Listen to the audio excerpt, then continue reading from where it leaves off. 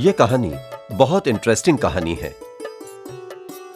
किस तरह से उस ब्राह्मण ने अपनी पत्नी को हर तरह से अलग करके एक वैश्य से मन लगाकर उसी के बारे में सोचते हुए आखिर उस श्राद्ध में किया हुआ संपूर्ण पदार्थ सर पर उठाकर जाते वक्त उस साधु से टकराकर गिर पड़ा, जिससे साधु क्रोधित हुआ और पूछा, क्या है ये?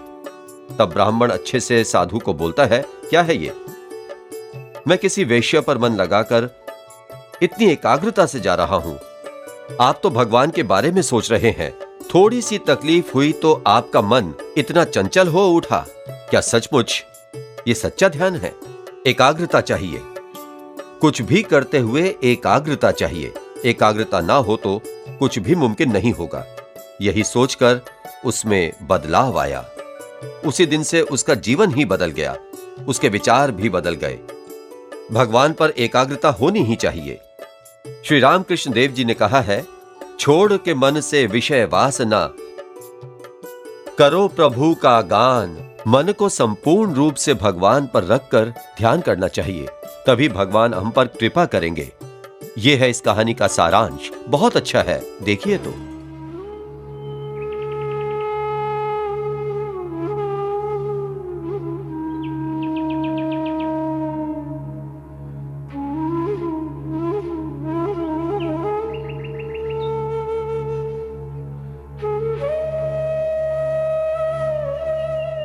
चित्रांगी, ए चित्रांगी, क्या हुआ?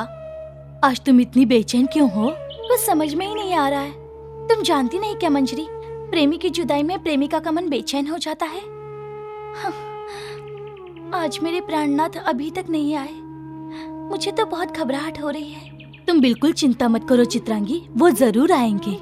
लेकिन मंजरी, वो हर रोज मेरे घर आकर जब तक मेरा नाच गाना ना देख ले तब तक मुझे अच्छा नहीं लगता। मेरा मन व्याकुल होने लगता है। हे भगवान, उनका कहीं भला बुरा तो नहीं हुआ होगा ना? चित्रांगी, तुम बेकार में परेशान हो रही हो। आज उनके पिताजी का श्राद्ध है ना, तुम भूल गई क्या? इसलिए उन्हें देर हो गई होगी। हाँ मंजरी, ये बात तो मैं भूल ही गई थी। उनके बिना तो एक पल भी नहीं बिता सकती मैं। कब आएंगे मेरे स्वामी क्या पता। तांबूलम लीजिए। दीर्घायु भव। श्रीमान, आपके घर में जो भी शुभ कार्य हो या अशुभ कार्य हो, हमें ही बुलाइएगा। ठीक है। खुश रहिए। परसों आपके पिताजी का निधन होने के बाद आपको क्रियाक्रम के लिए हमको ही बुलाना चाहिए था। आपने पेरू शास्त्री को क्यों बुलाया? अब आज के बाद हम आपको ही बुलाएंगे। ठीक है, मैं जरूर आऊंगा। ठीक है। दीर्घायुष्मान भव। सारे ब्राह्मणों का सम्मान हो गया ना? हाँ, सब लोग तृप्त होकर गए। चलिए, आप भी थोड़ी देर विश्राम कर लीजिए। नहीं अन्नपूर्णा, मुझे जाना होगा। वहाँ चित्रांगी प्रतीक्षा कर रही होगी।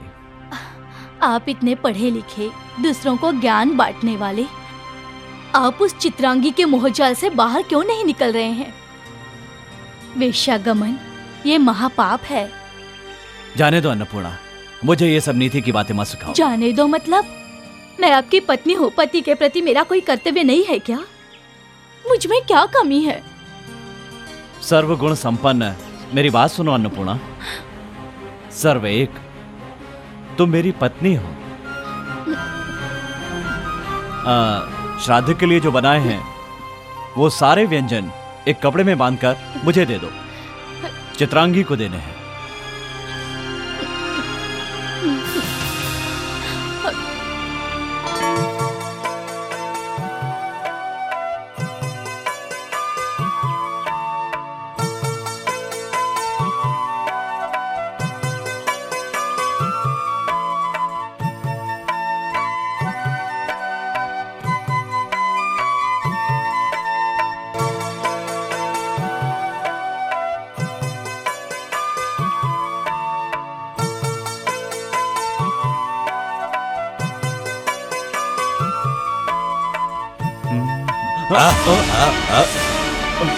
स्वामी, मूर्ख कहीं के, अंधे हो गए हो क्या? आंखें सर पर रखकर चल रहे हो? मेरी तपस्या को भंग किया, मेरा ध्यान बिगाड़ दिया। देख कर नहीं चल सकते हो क्या? तुम्हारा ध्यान कहाँ है? तुम क्या सोच रहे हो? शांत हो जाइए महानुभाव, भूल हो गई। आपकी तपस्या को भंग किया, इसके लिए क्षमा कर दीजिए। मैंने जानकर आपकी तपस्या को भंग नहीं किया है। चुप रहो। शांत हो जाइए स्वामी। आप क्रोधित हो गए, इसलिए आपको सच्ची बात बताता हूं। मैं अपनी प्रेमिका चित्रांगी से मिलने जा रहा हूं। चित्रांगी एक वैश्या है। मैं अपनी चित्रांगी के ध्यान में इतना लीन हो गया था कि मुझे कुछ दिखाई ही नहीं दिया, कुछ सुनाई ही नहीं दिया। मेरा मन, हृदय सब कुछ चित्रांगी में लीन है। उसमें लीन होने के कारण आप पर ध्यान नहीं गया। यही मेरी प्रकृति, यही मेरा स्वभाव है। आप तो महान तपस्वी हैं स्वामी। जिस समय आप भगवान का ध्यान कर रहे होते हैं, उस समय आप पर से सांप बिच्छू भी निकले तो आपको पता नहीं चलना चाहिए। इसके बाद भी मेरे टकराने से आपकी तपस्या भंग हो गई तो आपकी ईश्वर के प्रति संपूर्ण एकाग्रता है या नहीं, इस पर संदेह होता है। अगर मैंने कुछ गलत कह दिया हो तो मुझे क्षमा करें। मैं अपनी चित्रांगी से मिलने जा रहा हूं।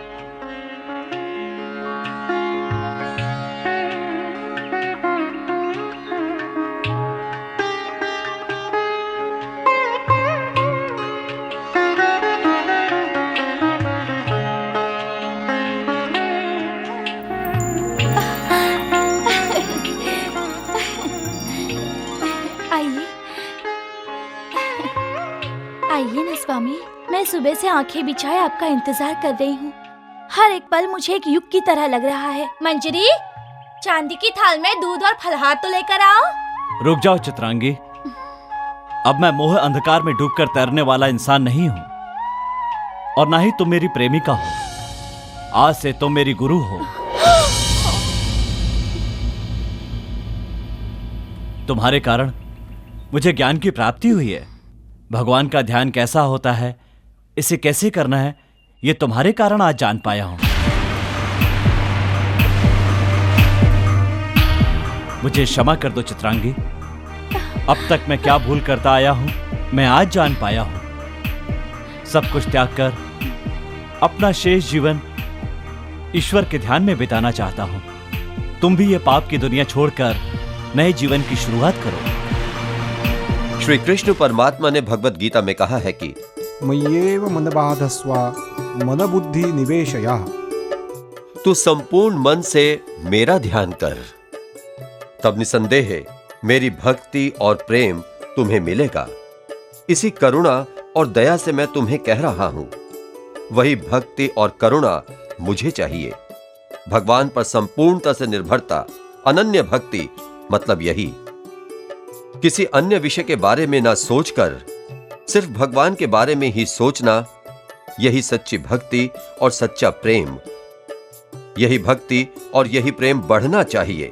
यही साधना का रहस्य है।